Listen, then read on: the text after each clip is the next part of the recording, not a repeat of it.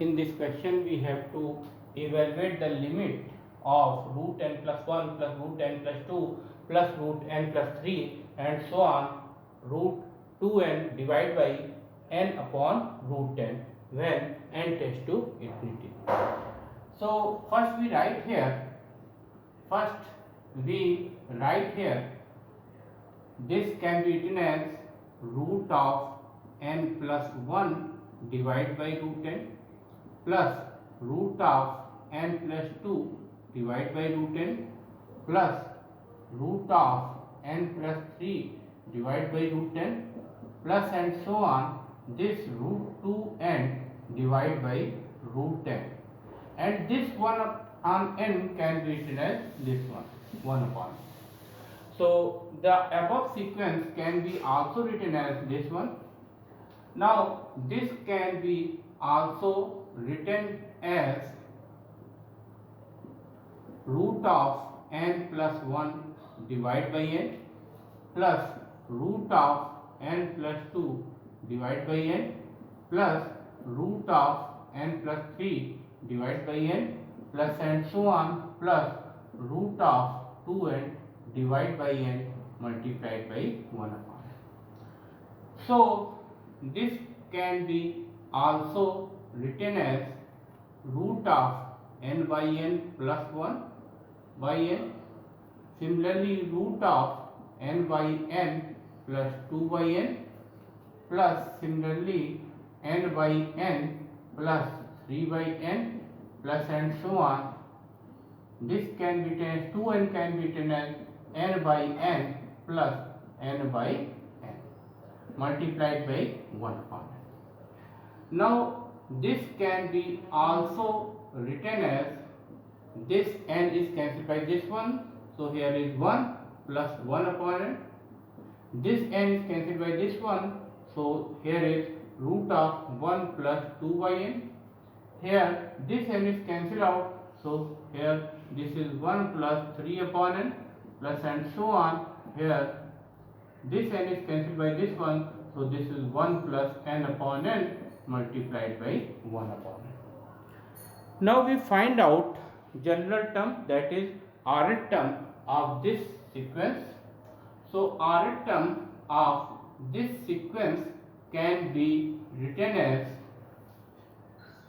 root of 1 plus r by n, because in each term there is a square root. So in the rth term there is also a square root. In each term there is 1 in square root.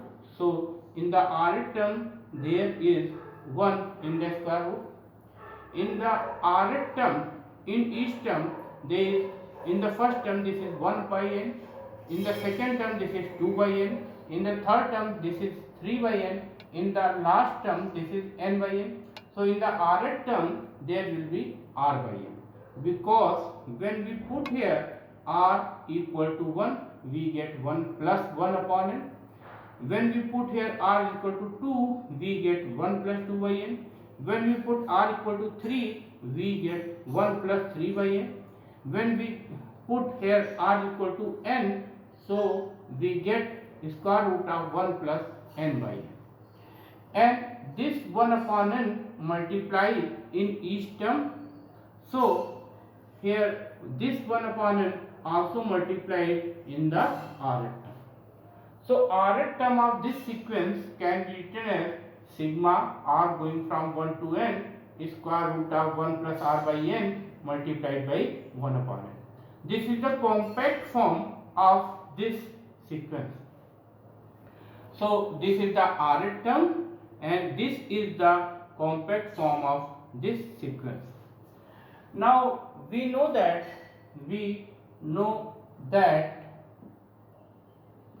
this limit n tends to infinity sigma, this is equal to integral sign. So here we can write this is integral sign here, and we know that r by n this is equal to x. So we put here r by n is equal to x. So this is square root of 1 plus x. and we know that 1 upon n, this is equal to dx. So this can be written in place of 1 upon n, we can write here dx. Now we find out limit of this integral. Since we know that x equal to r by n, and in the lowest term limit of r is 1 and n tends to infinity, so we write here infinity, and 1 upon infinity, this becomes 0. So here lower limit of this integral is 0. Also when we write upper limit of r, that is equal to n, so we put here n, so n divided by n, this is equal to 1, so upper limit of this integral is 1. Now we integrate this root 1 plus x and apply the upper limit minus lower limit, we get the answer. So we put here, we integrate here square root of 1 plus x. We know that integral of square root of 1 plus x is x plus 1 whole power 1 by 2 plus 1 divided by 1 by 2 plus 1. Because we know that integral of s to the power n is s to the power n plus 1 divided by n plus 1 plus c. So using this formula we can write this square root of 1 plus x, integral of square root of 1 plus x is s plus 1 whole power 1 by 2 plus 1 divided by 1 by 2 plus 1. Now we know that 1 by 2 plus 1 can be written as here, this is x plus 1 whole power 3 by 2 divided by 3 by 2 limit 0 to 1.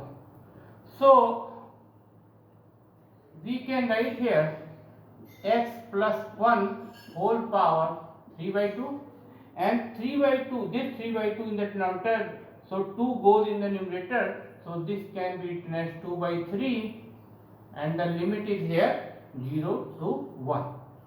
So this can be written as 2 by 3.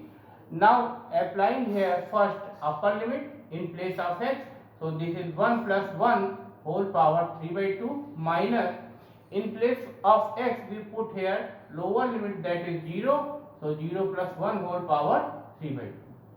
So this is equal to 2 by 3, 1 plus 1, this is 2 whole power 3 by 2 minus 0 plus 1, that is 1 whole power 3 by 2. We know that whole power 3 by 2 can be written as 2 root 2 minus 1 power 3 by 2, this is equal to 1.